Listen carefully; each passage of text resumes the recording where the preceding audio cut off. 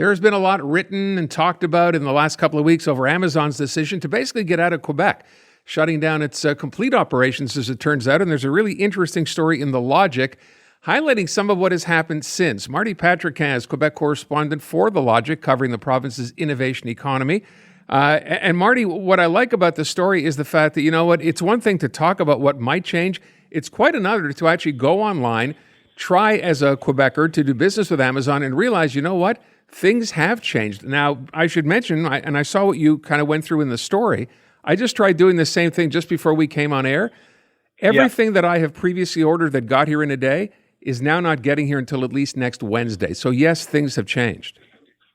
Yeah, for sure. Now, Amazon denies that there's any delay whatsoever.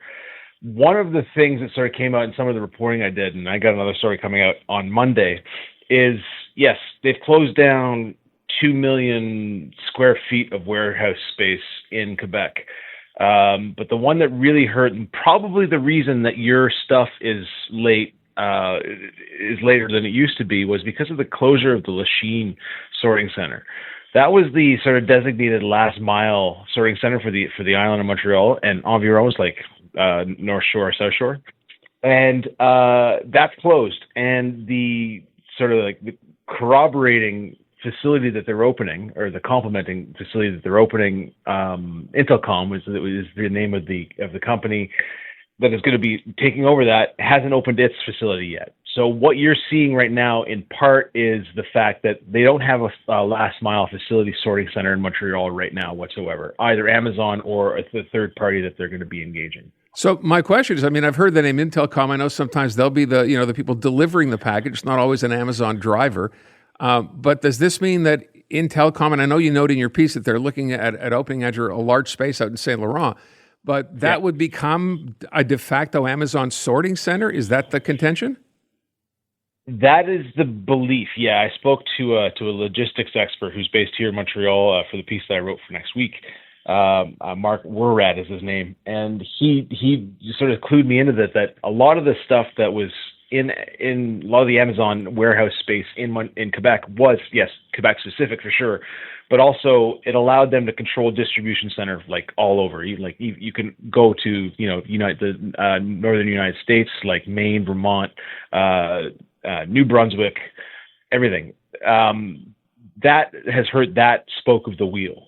But the thing that has hurt us most is that sorting center, as I mentioned before. Now, the question that's going to be, is Intelcom, which is a Montreal-based company founded in 1986, are they going to be able to, as we say in good English, prendre la relève, take over, and provide that exactly what you expect to get from Amazon? You click it, and it's literally in your door, the next day. I call it a magic trick.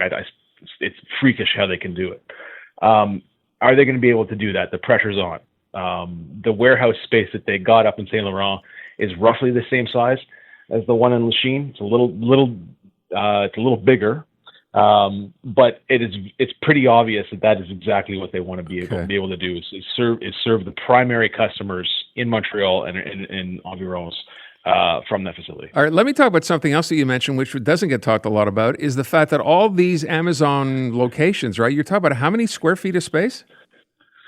It's around 2 million. And it's all leased. They don't own anything. They don't own anything. They don't, and that's, I mean, it helps them in this situation because they don't have to go through the operations of selling the stuff off. It's pretty easy, just the offset, and then, I mean, of course, they're still on the hook for lease payments. Well, that's just it. You mentioned in the article that these are 15-year leases that they signed, so there has to be compensation here somewhere. And in the meantime, no one has taken over any of this lease space, from what I understand.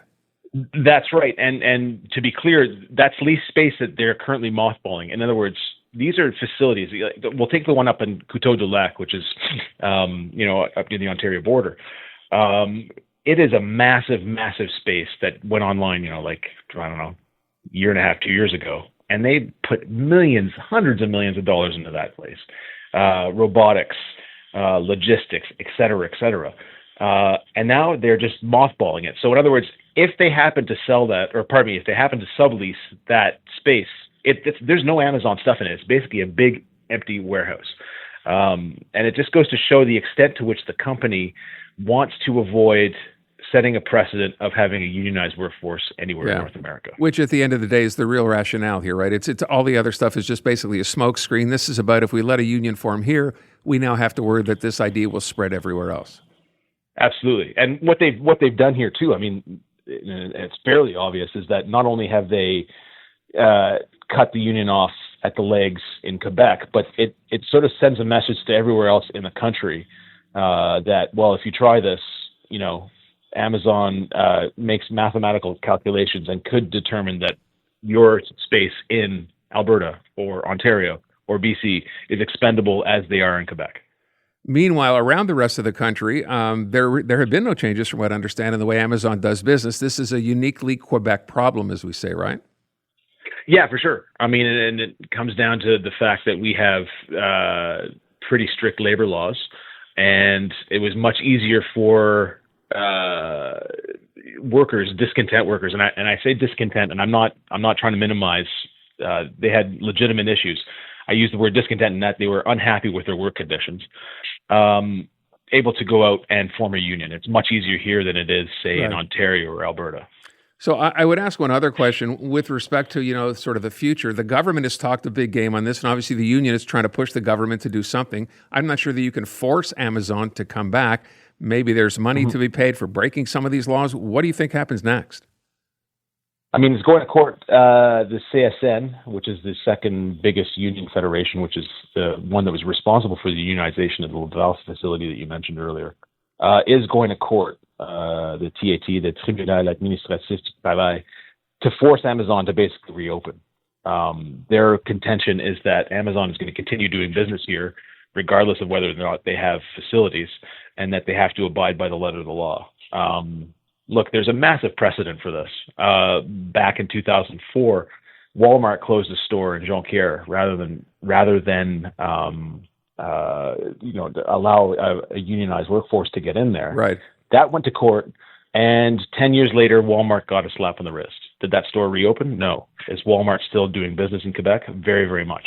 If precedent is any indication, not a whole lot can be done with the Amazon example. And that's where we're going to leave it. Marty, thank you so much. Appreciate it. If you want to read the article, check it out. It's in The Logic. Thanks again for the time. Thanks, Aaron.